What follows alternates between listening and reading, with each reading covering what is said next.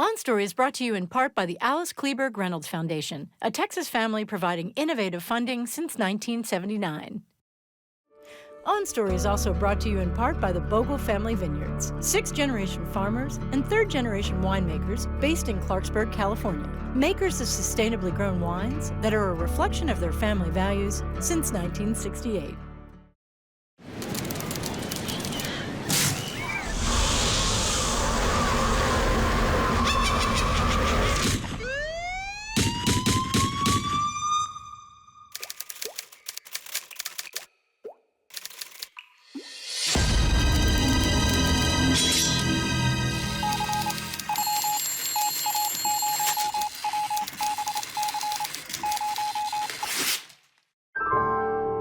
From Austin Film Festival, this is On Story, a look inside the creative process from today's leading writers, creators, and filmmakers. This week's On Story, On Challengers, a conversation with Justin Kuritzkes. Every match you're playing the match of your life, because this is your life, in the same way that my desk is my life. So I always kind of knew that tennis courts would be these time machines, and that the passage of time would be the passage of a ball across the net. This week on Story, screenwriter Justin Kuritzkes joins us for a conversation on his process writing the summer blockbuster, Challengers. Kuritzkes discusses creating high stakes in a grounded world that explores a tangled tale of friendship. In doing my research for today, I came upon a panel when you all were out promoting the film. And Amy Pascal, one of your producers, said, the structure and the characters are interchangeable. There is no difference between the choices that the characters make and the plot of the movie. So I'm curious, as the writer, do you see it similarly, differently?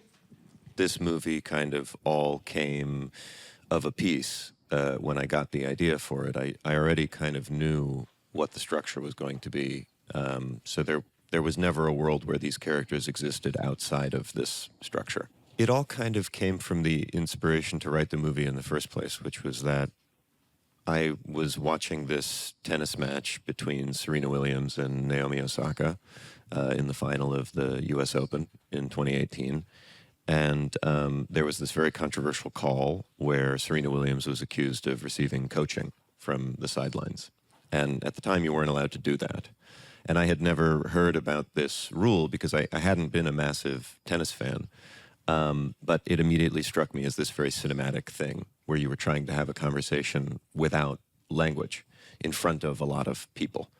And I started thinking it would be very interesting if you were trying to talk about something beyond tennis, something about the two of you, and something that somehow involved the person on the other side of the net. I started doing a lot of research and just getting my hands on everything about tennis that I could. And I started asking myself, what could I write that would be as good as tennis? And what would make tennis even better? And for me, the answer to that question was that it would be better if I could know what was at stake on a real emotional level. And so I always kind of knew that the movie was going to drop the audience into a present-day match, and that gradually we were going to find out why this thing that on the surface of it didn't seem to matter very much, you know, that was kind of this low-level, no money, no ranking points tournament. But hopefully by the end of the movie, the audience felt like it was more important than Wimbledon, you know. And that was kind of the spirit that animated the whole writing of it. 15:30.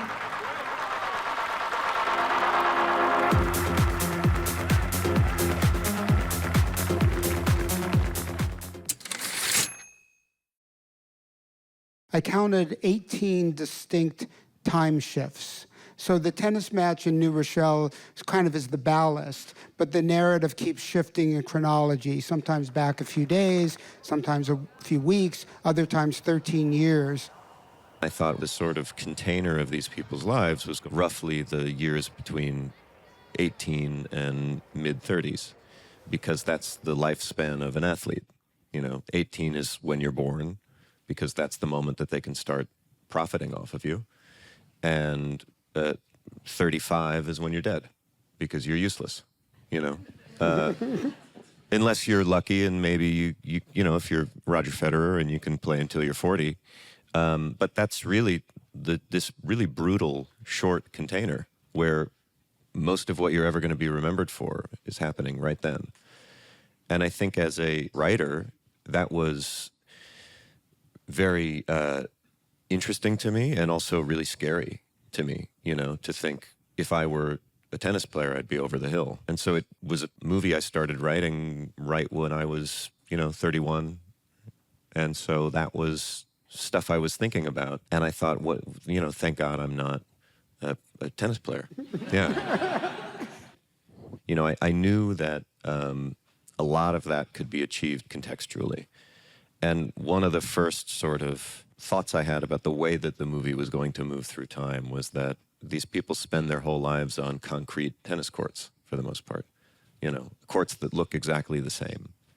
And every time you're on one of those courts, you're on every court you've ever been on, you know. So every match you're playing the match of your life, because this is your life, in the same way that my desk is my life. So I always kind of knew that tennis courts would be these time machines, and that the passage of time would be the passage of a ball across the net. 30 Love. Challengers goes 21 minutes, where you're at Phil's Tire Town Challenger, and the audience isn't quite sure why. And then we go back and for the first time see, oh, these two guys, you know, were really close, really young. Talk about patience. I always love when a movie makes it clear to me at the beginning that there's something going on that I don't know yet, but it trusts that I'll get there, because that feels very respectful of an audience, you know? Like one of the movies I was thinking about a lot as I was writing Challengers was a movie called Brief Encounter, which is this incredible movie which opens with these two people at a cafe at a train station. And you can tell that they're meeting and they need to talk about something very serious and very, very important between the two of them. But you don't know what it is yet. You don't know the history of these people. And they're about to get into it, and then this woman sits down next to them who they recognize, who's this nosy person, who's the last person they want to see. And she starts just engaging in small talk because she doesn't know that there's this deep history there. And she's ruining their last meeting. And she has no idea. You don't know all of that, but you get a sense of it at the beginning, and it makes you want to know what the circumstances are. Why are these people looking at each other like that? What is it that she doesn't know? Do you consider Challengers a sports movie? Yeah, it's about sports. I mean, But you know, well, let me sort of. No, I know what you mean. Yeah. I think that it's interesting because I think we often put boxing movies, for example, in a different category than other sports movies. And I think that has everything to do with just the fact that a lot of boxing movies are very good. And a lot of boxing movies are very deep, close-up character studies, you know. And I think that's because of the structure of the sport itself, which is that it's an individual sport where you're not playing for your country or your city or, you know, I always found myself having trouble connecting with stories about, you know, we're doing it for America or something, because I don't care, you know. I care about what's going on in the heads of these people, you know. And I think when you watch an individual sport like boxing or like tennis, you project so much onto these people because you're spending a couple hours staring at two people's faces and watching them try to fight each other, you know, fight to the death.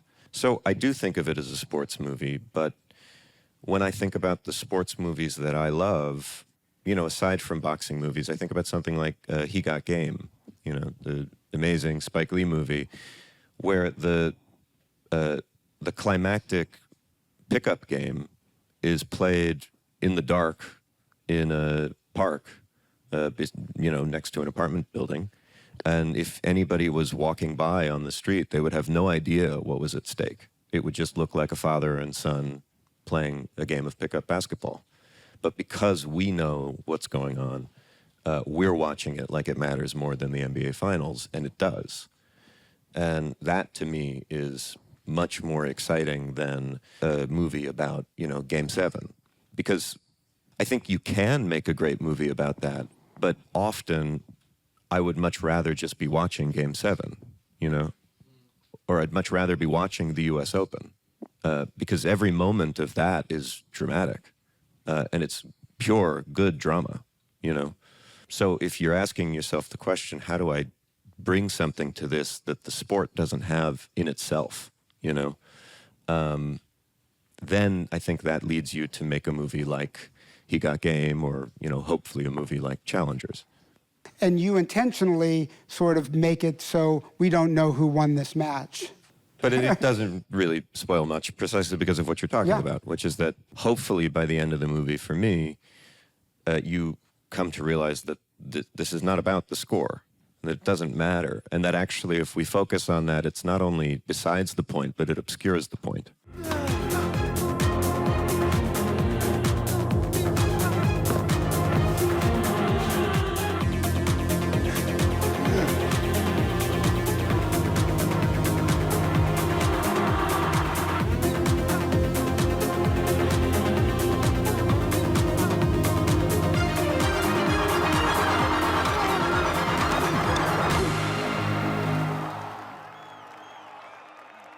That was really the journey of writing it for me, was gradually letting the actual score fade away, which is part of why you set a movie at a low-level match like this in the first place, because it allows for it to be very clear that the stakes are personal. They're not professional. You spent, was it a week with Luca, just developing a relationship, but then talking about the script, and can you talk about what he brought to it even at that early stage? I had written this on spec, which just means that you're writing it for yourself, really. There's nobody attached to it, and nobody knows you're doing it. And then I had finished this thing and sent it to a bunch of producers and decided to work with Amy Pascal and Rachel O'Connor. And one of the first things Amy said was, we're going to send this to Zendaya, and she's going to say yes. and they had a relationship because of the Spider-Man movies. And she sent it to Zendaya, and she did say yes. And then we needed to make the movie before she was set to go shoot Dune Part 2. We had been talking about Luca as somebody who would be a dream for this for a while, but he was technically unavailable. And then once the Zendaya piece came into it, we thought, let's just send it to him anyway. And we sent it to him, and he read it, and he wanted to meet me. And so I flew to Milan and hung out with him for a week. A lot of that was basically us feeling each other out and seeing if we could do this very intense, intimate thing together very soon, because that was the other part of it. We didn't have time for what usually happens when a movie comes together like this, is you have a development process, where you're really you're tailoring the script to the collaborators that you have before you have a production plan in place. In this case, we knew we were going to have to go into pre-production just a couple months after I'd finished the first draft of the script. So that meant that Luca and I knew that we were going to have to do a lot of work in pre-production to make this feel like a Luca movie, to make it feel like a movie that he was always supposed to direct. So that first week, the major sort of first conversation we started to have that would influence the direction that I took the script in was that Luca said this very sharp thing that he felt in every movie about a love triangle, all the corners should touch. And when I heard that, I thought at first that they all did touch, that these people were very much entwined in each other's lives, and he made it clear that he meant they should touch literally. And because that was not in the script yet. All of the dynamics were there, and all of the sort of desire flowing in all directions was there, but there wasn't this moment where it all came together before the end, Because I always thought about the end of the movie as the moment where that happens. But he had this intuition that we should find a place for that to happen. And so the question for me then became, how do I do that in a way that will feel organic and feel earned and not feel like something that we're imposing on the characters, but is something that comes out of the relationship that's already there? And because of the way the movie is structured in this very sort of tight clock, where can I put that won't throw everything out of whack, you know? And that took a lot of time and a lot of conversations with Luca primarily, but also with the producers and eventually with the actors. And now that scene is one of my favorite scenes in the movie. Now it's when I watch the movie, which I don't do often, but when I do, that's the scene I'm excited to watch with an audience, you know? Because now I feel like it's such a showcase for what everybody does really well. And so was the dialogue already in there in terms of them telling Tashi the story about sort of when they were boys and the one teaching, that was all added? No, I mean, their relationship was there, but that dialogue in particular was not in that scene. We were talking about Kat, weren't we? Kat Zimmerman. Patrick said it's always better if you're like thinking about somebody when you're doing it, and so I asked him who you're thinking about, and he was talking about this girl, Kat Zimmerman. And so I thought about her too. Wow. Yeah. Okay. And who finished first? Oh, I don't remember. I think you. And that was part of me realizing that I had to give that a long runway so that when it happens, it doesn't feel like this random event, you know, but we understand how they got there. Which is funny because now I look at that scene and it's the one part of the movie that feels like a play to me. So it's the one thing that feels most connection to my work as a playwright. That scene where kind of things get hot and heavy and then she just leaves. I'm going to bed. What about your number? I told you I'm not a homewrecker. Please? And then later on, there's the scene where she's in her Stanford dorm and Patrick's there, and they're talking about a conversation, and Patrick says something like, are we talking about tennis? And she says, I forget, always talking about tennis. But when she sort of gets disappointed by his answer, she just bails. That kind of callback, just talk about the sort of intentionality about what it reveals about her character. There's often a conversation about it being a sort of sexy movie, and I don't think that if you actually look at the movie, there's no sex scenes. They're always interrupted. You know, people are always about to do something and then they don't, or they can't. And it was really important to me as I was writing it that the most intimate site of the most intimate location was on the tennis court. That was the place where they would really understand each other and really have a conversation with their bodies. And so I think it was important that they not have that release anywhere else and that the audience not have that either. So that there was something on the court that they could only get there. And they could only understand each other fully there.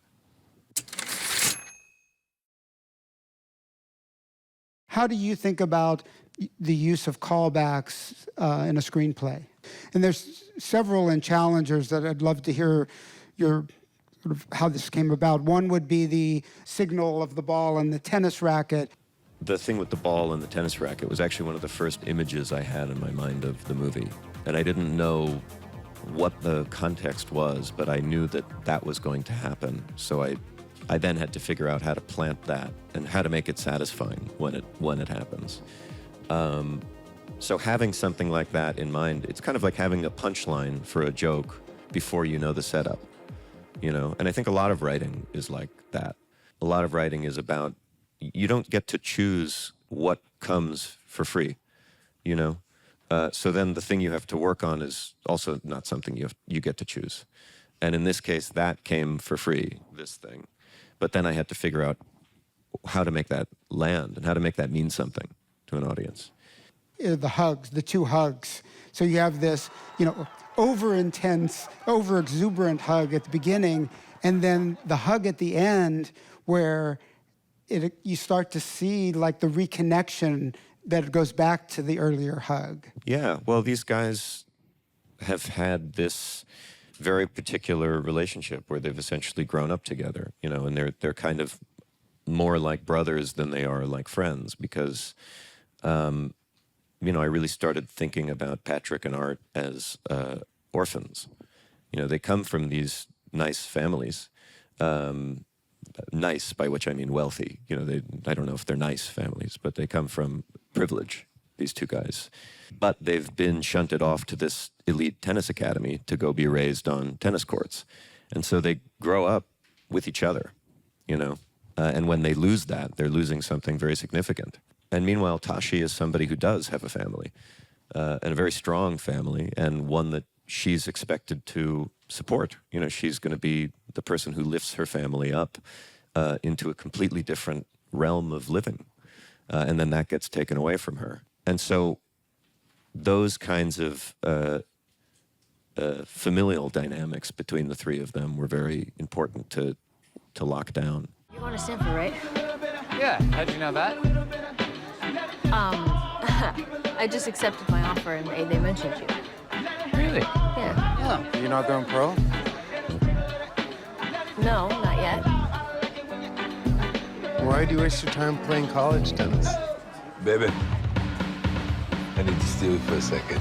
About the trophies. Okay. I have to go take pictures, so, it was nice meeting you both. Yeah. Okay. I've never sailed on the sea. I would not challenge the giant.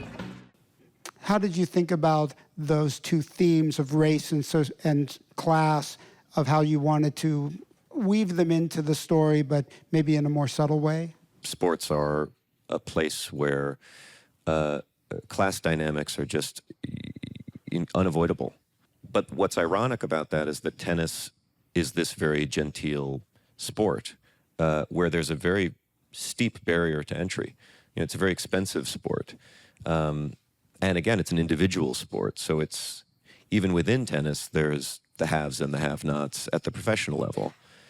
So I found it interesting to have this character, Patrick, who's in the context of professional tennis, a have-not. You know, he can't afford to have the physio and the hitting partner and all these people traveling with him. Or a hotel room. Or a hotel room, yeah, right, or a car. And Art can.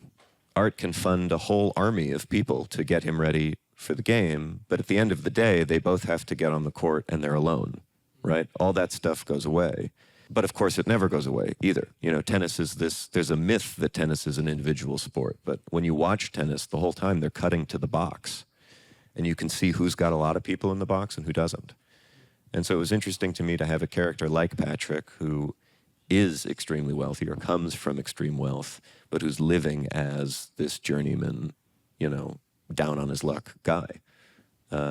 Especially because I knew that that would drive Tashi crazy. When you get to the point where Art goes over the net and there's this embrace, and then you start to see these smiles and this almost like recognition of a reconnection. Talk about the ambiguity, and to what degree are you thinking that we might lead to the conclusion that the two men are better positioned to move on in their relationship? You know, I think when it comes to endings, I like to reach a moment of something, you know, like a revelation or intensity, and then we're done. Because at that point, I've gotten what I want from the movie. You know, I don't necessarily need an explanation. I don't need an answer. There are people who are born the moment you meet them, and they're dead the moment the credits roll. And so you don't, at least I don't feel like a responsibility to tell you everything that's ever going to happen to these people afterwards, because that's, if I wanted to tell you that, it would have been a very different movie, you know? So if you think about a movie as a sort of container of energy, it's not so different from a sports match in that way, you know? and you get to set the parameters of when that experience is done, when we leave these people. You've been watching On Challengers, a conversation with Justin Kuritzkes on Story. On Story is part of a growing number of programs in Austin Film Festival's On Story project that also includes the On Story radio program, podcast, book series, and the On Story archive, accessible through the Whitliff Collections at Texas State University. To find out more about On Story and Austin Film Festival, visit onstory.tv or austinfilmfestival.com.